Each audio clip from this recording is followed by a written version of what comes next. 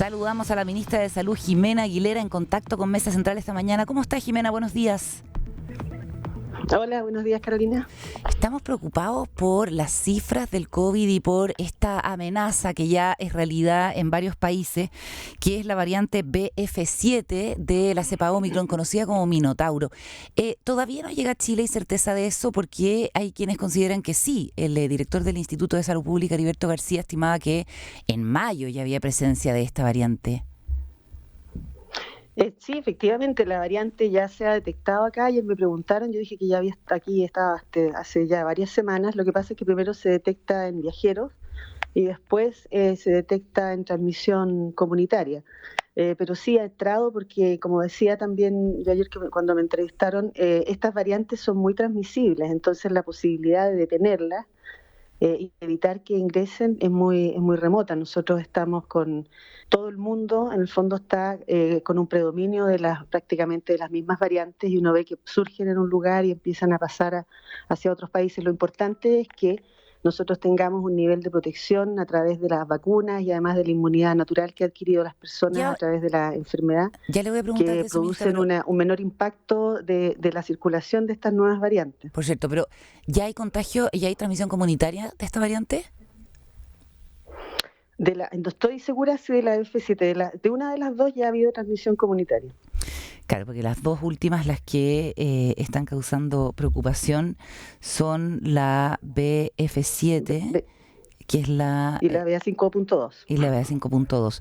Vamos al tema de la vacunación, ministra, porque cuando se levantaron las restricciones cerraron muchos vacunatorios. Las personas mayores y quienes tienen otras enfermedades concomitantes, no sé en qué porcentaje, pero sí se han inoculado la vacuna bivalente. Pero en términos generales, la inoculación de la población, ¿cómo va? Porque pareciera que ya no ha habido más campañas, no hay mucha certeza de dónde se puede vacunar la gente, incluso para la bivalente hay ciertas como dudas respecto de dónde ponérsela. Bueno, efectivamente hay campañas, nunca hemos bajado la campaña, de hecho lanzamos la campaña bivalente en octubre, que está orientada a la población objetivo, que son los mayores de 60 años, todo el personal sanitario, todas las personas con enfermedad crónica independiente de la edad y las personas que tienen sobrepeso y obesidad. Sin embargo, ciertamente la velocidad de vacunación es distinta a la que ocurrió en los primeros momentos de la campaña. Nosotros llevamos aproximadamente un 20% de cobertura, que fue lo que me informó ayer el subsecretario. Y claro, eso es mucho menos que la velocidad con la que se aplicó las primeras dosis de vacuna, y eso tiene que ver efectivamente con que pueden haber menos puntos de vacunación. Nosotros estamos insistiendo que se mantengan los puntos de vacunación, y también con la preocupación de las personas. Al tener 3 años de pandemia y las personas percibir que la enfermedad en realidad tiende a tener un curso leve en la mayor parte de los casos, baja un poco el interés de vacunación porque ya las personas tienen cuatro dosis. Entonces es un esfuerzo mayor, a todos los países les ha pasado. De hecho, nosotros somos los que tenemos más vacunas. Y efectivamente implica para la autoridad sanitaria un desafío mayor, el estar manteniendo la alerta en todas las semanas, informarlo. Los calendarios de vacunación están publicados, hemos hecho esfuerzos para que sean más fáciles de entender, porque también estamos concomitantemente pidiendo a las personas que no pertenecen a estos grupos de riesgo que cumplan con su cuarta dosis. Y eso también tenemos una cobertura de sobre el 85%, que es bien buena, pero no es el 90% como teníamos con las otras dosis. De Perfecto. todas maneras, es Uh-huh. importante decir que la OMS, por ejemplo, cuando hizo su documento de ir hacia el cierre de la emergencia, en el fondo, porque ya nadie considera de que el virus se vaya a ir, sino que estamos aprendiendo a vivir con él, planteaba de que con una cobertura sobre el 70% podíamos estar tranquilos. Eso se refería a los refuerzos. Entonces nosotros estamos con una vacunación adicional para los grupos de riesgo, y yo creo que también este tema de la alerta, el que los países estén preocupados, el que el hemisferio norte aumente la actividad, que es parecido a lo que nos pasó a nosotros, si ustedes se acuerdan, en otoño, que Uh-huh. tuvimos el brote de virus sincicial. Tuvimos también este año influenza y se agregó COVID, y estuvimos bastante estresados en otoño con las camas hospitalarias, pero principalmente por virus sincicial. En Estados Unidos está pasando algo similar y se agregan estas noticias de China. Entonces, claro, se produce una preocupación, ustedes en la prensa lo cubren más y yo creo que eso también a nosotros nos va a ayudar a subir nuevamente la alerta y que la gente vaya a vacunarse. Y entonces, en ese sentido, ministra, ¿cuál es el llamado para hacerlo lo más claro posible? El llamado es a ir a vacunarse, a que los municipios abran más puntos de vacunación. ¿Cuál es el llamado para la población, específicamente en materia de vacunación? El llamado para la población es ir a completar sus esquemas de vacunación, ya sean, si son de grupos, no de grupos de riesgo, completar su cuarta dosis si todavía no la tienen, esa pequeña proporción de gente que no se ha vacunado, y en el caso de las personas mayores y los que tienen factores de riesgo, que concurran a aplicarse la dosis bivalente. Y para eso, efectivamente, nosotros como ministerio tenemos que ver con los municipios la posibilidad de abrir nuevos lugares de vacunación, pero los lugares de vacunación están siendo publicados continuamente en las redes sociales y en la página web del ministerio. Ya, si uno Así entra... que también también la recomendación para la población es en continuo el mantenerse informado para tomar mejores decisiones y también continuar con las medidas de prevención, es decir, que si tienen síntomas, usar mascarilla para evitar contagiar a otros, buscar el testeo, puede ser un autotesteo o ir a un establecimiento que le hagan un examen, mantenerse aislado para no contagiar, evitar las aglomeraciones en espacios cerrados cuando vamos en alza de número de casos, como en este momento que hemos tenido una alza que no ha impactado en la red, pero que vemos que los casos han tendido a aumentar, y mantener las medidas, lavado de manos, etcétera, pero sobre todo el tema de la ventilación por este virus que al hacerse más transmisible también es porque tiene una transmisión aérea. Ministra, usted dice el autotesteo. Muchas veces uno se hace un antígeno que compra en la farmacia y hay muchos casos en que eso nos informa a la autoridad de salir positivo. ¿Ustedes han detectado eso y cuál es el llamado específico en ese sentido? Mira, es que en realidad ese es un tema que también es global. En todo el mundo, la verdad es que se ha ido incorporando más el test de antígeno y se hacen menos PCR. Eso permite tener un diagnóstico más oportuno para las personas, pero tiene una contraparte para la autoridad sanitaria que pierde la trazabilidad de los casos en el sentido de que tienes menos representatividad en los casos notificados. Por eso también la positividad sube, porque las personas cuando tienen el test de antígeno positivo, algunos se hacen un PCR para confirmación, entonces el universo de gente que llega al test de PCR, que es el que normalmente se notifica, está seleccionadamente hacia una proporción mayor de casos positivos, además de la positividad que aumenta cuando aumentan los casos. Entonces, efectivamente tiene esa contraparte de que se va perdiendo, eso ha ocurrido en todo el mundo, y por eso es que es importante que nosotros mantengamos otros sistemas de vigilancia que son los habituales, por ejemplo, en el caso de virus respiratorio como la influenza, que es a través de centros centinela, que uno en ciertos consultorios de la atención primaria a través de todo el país va detectando todos los cuadros que son de tipo influenza, o sea, de cuadros de virus respiratorio, vas haciendo un monitoreo de lo que sucede en eso, además de mantener la vigilancia en los hospitales, donde efectivamente tienes la información continua de cuántas personas se están hospitalizando y cuántas personas están entrando a unidad de cuidado intensivo. Uh-huh. Son fenómenos habituales en términos de epidemia que tienes que ir adaptándote en tu forma de medir la evolución epidemiológica con distintos instrumentos, porque efectivamente tiene una ventaja muy grande el antígeno, nosotros por eso lo promovemos, porque uno sabe más rápido si está contagiado y promueve que te autoaísles y informes a tus amigos, a las personas con las que estuviste.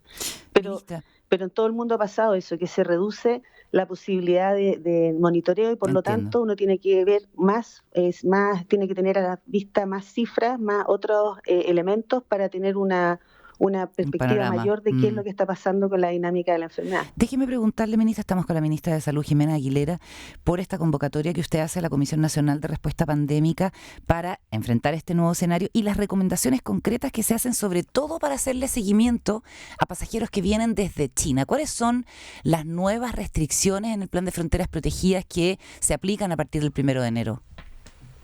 Sí, bueno, recordar que nosotros estamos en permanente situación de un plan de respuesta, que el plan que paso a paso nos seguimos cuidando y que teníamos las fases de fronteras protegidas. Efectivamente, dada la situación de incertidumbre que con lo que está ocurriendo en China, yo pedí convocar al Consejo Nacional de Respuesta Pandémica en forma extraordinaria, porque ahora se estaban reuniendo con menos periodicidad y normalmente los días viernes, justamente para plantearles que los otros países estaban tomando estas medidas de frontera y cuál era recomendación de ellos, y ayer en la mañana tuvimos la reunión. Ellos siempre con muy buena disponibilidad inmediatamente estuvieron de acuerdo en reunirnos por vía Zoom, y sus recomendaciones fueron en línea a lo que se está aplicando en otros países, es decir, aumentar el nivel de alerta, focalizado en las personas que viajen desde China, en el sentido de pedir un PCR antes del viaje, exigir un PCR al ingreso a todos los que declaren venir de China, aumentar el testeo aleatorio que nosotros estamos haciendo en los viajeros, que lo estamos haciendo de forma permanente para detectar. Por eso que hemos detectado que ingresan las cepas, porque todo el tiempo hemos mantenido un testeo aleatorio en viajeros. No sé si te ha tocado viajar, pero a los chilenos en cierto número se les pide que se corran para el lado, digamos, y se les hace el examen a una proporción. Entonces eso lo vamos a aumentar y vamos a incorporar nuevamente a los viajeros internacionales, pero que provengan de destinos en los que podrían venir en conexión desde China. ¿Solo desde China?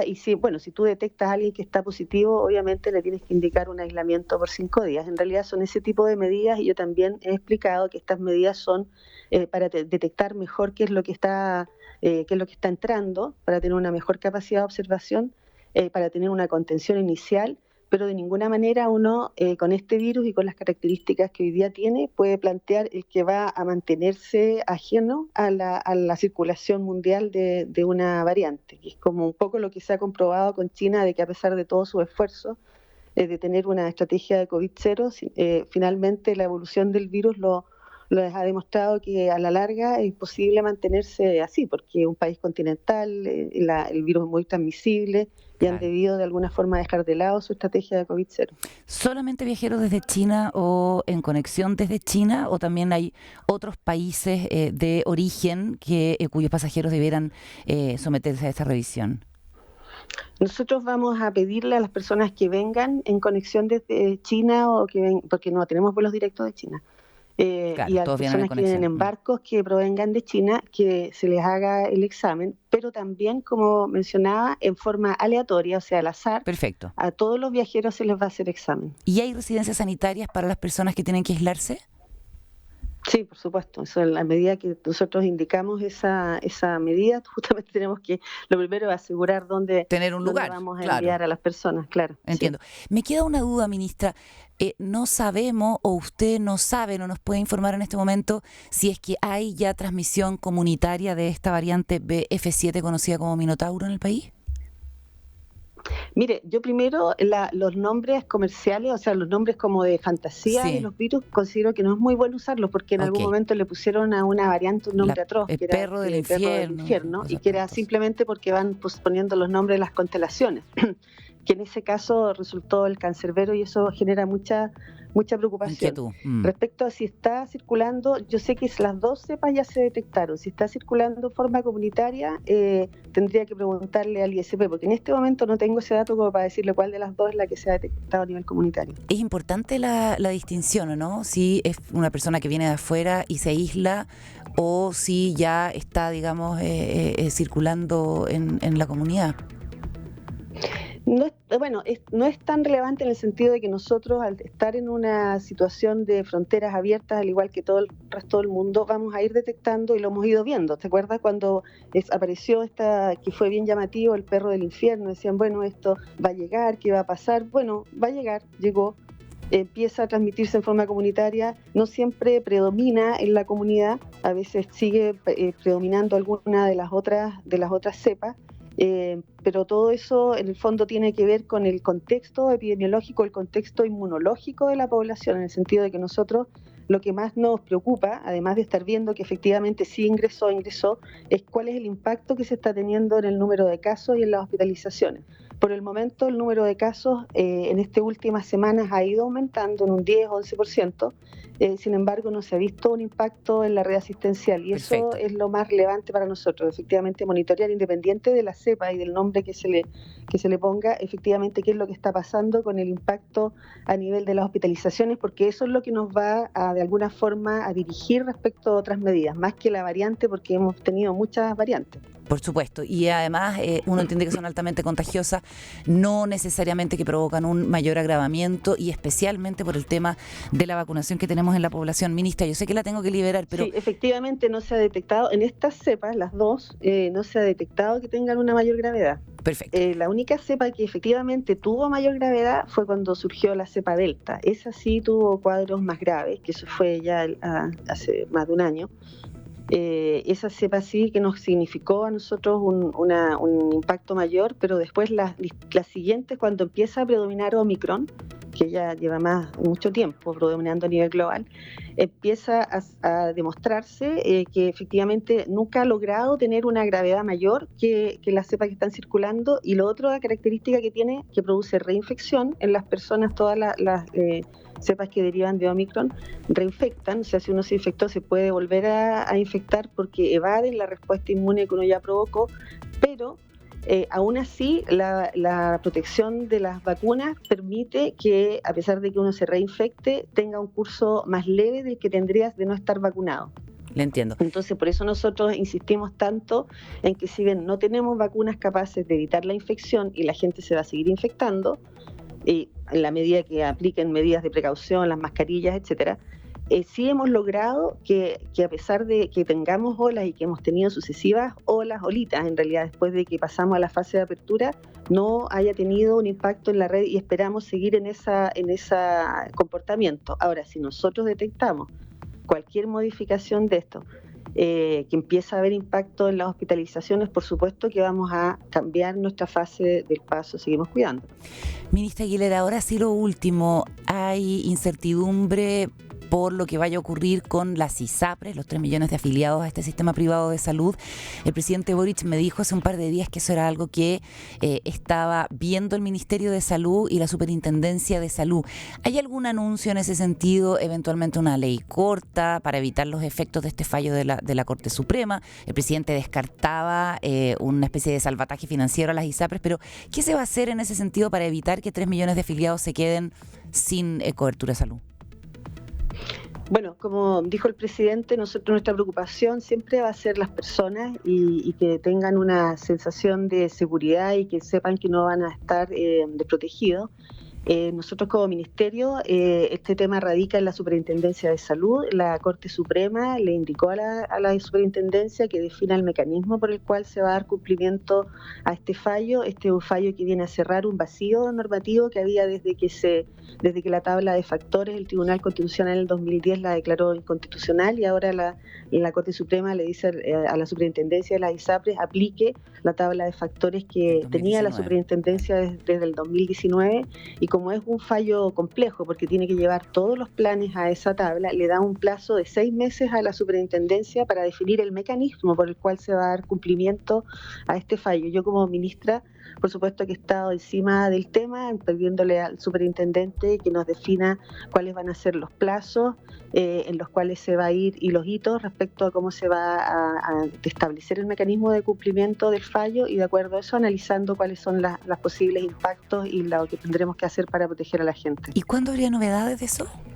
Claridad de los plazos. Bueno, como le digo, la superintendencia tiene que entregarnos a nosotros un cronograma, todavía no nos lo ha entregado, están todavía analizando la parte jurídica respecto al fallo, que hay mucha discusión, no son fallos simples, y como le digo, ellos tienen 6 meses, pero por supuesto que a nosotros nos van a informar antes, estamos en esa discusión. Perfecto, le agradezco mucho la entrevista, ministra, la ministra de Salud, Jimena Aguilera, conversando con nosotros en Mesa Central. Que tengan muy buenos días y buenas fiestas de fin de año. Muchas gracias, Carolina. Que tenga fin de año y un fin de año saludable para todos también. Excelente, gracias. Buenos días.